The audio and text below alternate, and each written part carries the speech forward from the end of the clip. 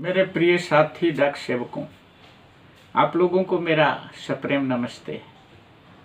पहले मैं ये बता दूं कि लीडरों को आप लोग बिल्कुल पसंद नहीं करते, तो मैं लीडर के हैसियत से नहीं बोल रहा हूं। जैसे कि मैं पिछले YouTube वीडियो में आप लोगों को ये संदेश दिया था कि GDS का संघर्ष केवल लाल सलाम वाली हड़ताल में ही है, क्योंकि जो लाल सलाम वाले हड़ताल करते हैं तब क्या करते हैं कि उनके पहला मांग रहता है कि हमें विभागीयकरण किया जाए।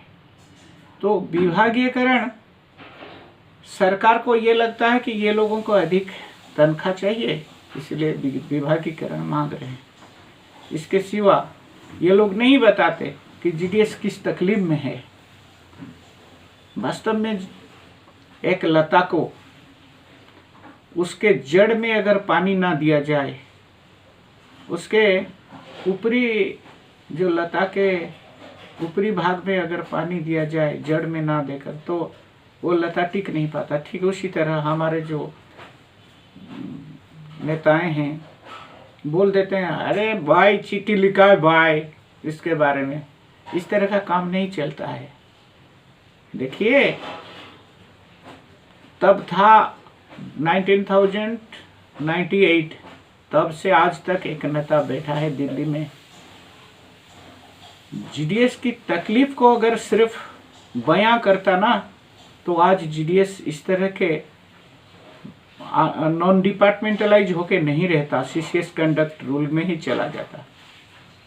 और GDS भाई क्या करते हैं, वो लोग ये सोच कर आते हैं कि हम तो चुक्ति पत्र में लिख देते हैं कि भाई हमें ये जो भत्ता मिलता है इससे हमारा गुजारा नहीं होता, हम दूसरे मार्ग से भी अपना कमाई करके जो है अपना गुजारा करते हैं, ये लिख के आते हैं। दूसरी बात लिख के आते हैं कि हम 4-5 घंटा से ज़्यादा काम नहीं करते, ये तो ऑफिशियली लिख के आते हैं। लेकिन ऐसा होता है क्या? जब GDS की छुट्टी के बारे में सोचा जाता है, तब ये देखना कि GDS के लिए ये बताया गया था कि 2-4 व्यक्ति को जो है अपना सब्स्टिट्यूट के रूप में उनके बायोमेट्रिक, उनके आधार कार्ड, ये सब टैग करके रखे, डिवीजन ऑफिस में दाखिल करके सिस्टम मैनेजर के पास, ताकि जब ज़रूरत पड़े GDS को सब्स्टिट्यूट अलाउंस पेड लीव मिलेगा, सब्स्टिट्यूट भी अलाउ होगा। GDS देता है अपना ऑफिस का जो है किराया, वो डिपार्टमेंट नहीं देता। डिपार्टमेंट जाते हैं हमारे GDS भाई के आंगन, जो कि GDS का आंगन होता है, उस आंगन में जाकर अपना जो है अधीक्षक जाते हैं या निरीक्षक जाते हैं, कोई भी जाते हैं। तो इसका मतलब ये हुआ कि हम लोग कितना सहन करते हैं। अपना GDS अपना किराया देता है और किराया देकर उत्सर्ग कर देता है कि भाई ये ऑफिस आपका है। उसके बावजूद भी ये लोगों को तरस नहीं आता कि एक GDS को जो है एक सब्स्टिट्यूट अलाउ किया जाए, अपना संबंधित लोग को एंगेजमेंट देकर 2 कौड़ी वो पा जाए। इसका मतलब क्या होता है? सरासर असंवेदनशील के रूप में GDS के पास ये लोग आते हैं। तो ये जो चीज़ें हैं, इसमें अगर और भी जोड़ा जाए तो GDS जब छुट्टी लेता है तब सब्स्टिट्यूट ना देने से दूसरा GDS को जो है ऑफिशिएटिंग कराया जाता है। दूसरे GDS को जब ऑफिशिएटिंग कराया जाता है तो फिर 4 घंटा का काम उसके ऊपर लाद दिया जाता है। इसका मतलब 4 घंटा का जो छुट्टी लेने वाला और फिर अपने काम के साथ फिर 4 घंटा, इसका मतलब 8 घंटा का काम ऑफिसेटिंग वालों को करना पड़ता है।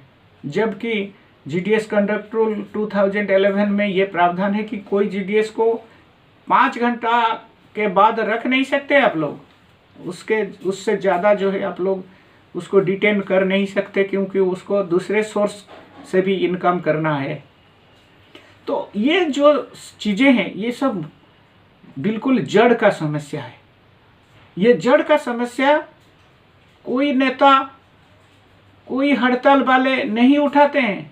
ये लोग क्या उठाते हैं, हमें डिपार्टमेंटलाइज कर दो। क्यों डिपार्टमेंटलाइज करें? आपको तो 4 घंटा का तनख्वाह दिया जाता है, 4 घंटा में आप लोग 15,000 17,000 तनख्वाह पाते हैं, आपको क्या क्यों किया जाता है?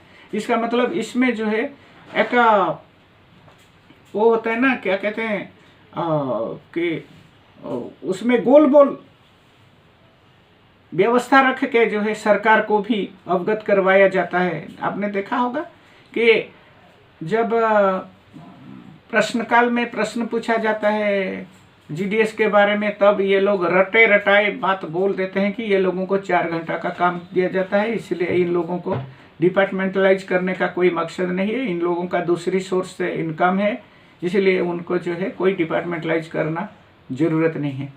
तो इसी हिसाब से मैं आप लोगों को सचेतन करवाना चाहता हूँ कि आप लोग ये मुद्दा उठाइए खुद अपने प्रांत में, और खुद अपना रिलुक्टेंस दिखाइए। आप अनविलिंगनेस लिखिए कि भाई ये जो है जीडीएस कंडक्ट रूल 2011 हमारा चुक्ति पत्र के साथ एक जो है कॉन्ट्रैक्ट है, उस कॉन्ट्रैक्ट से बाहर हम नहीं जा सकते।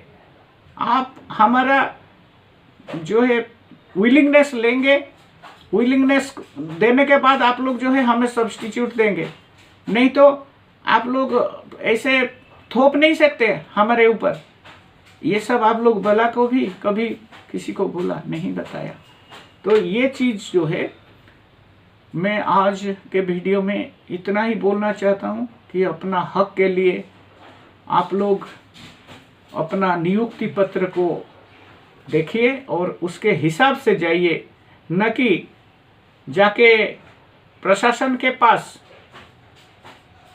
ये जो लोभ होता है ना कि हम प्रमोशन पा जाएंगे 5 साल में, डिपार्टमेंट को चला जाएंगे तो 5 साल हम ये सब कुछ सहन कर लेंगे। ये चीज़ बहुत हार्मफुल है जीडीएस के लिए और जीडीएस कौम के लिए और मानव के लिए और मानवाधिकार के लिए। इतने के साथ मैं आज के ये वीडियो समाप्त करता हूँ। नमस्कार।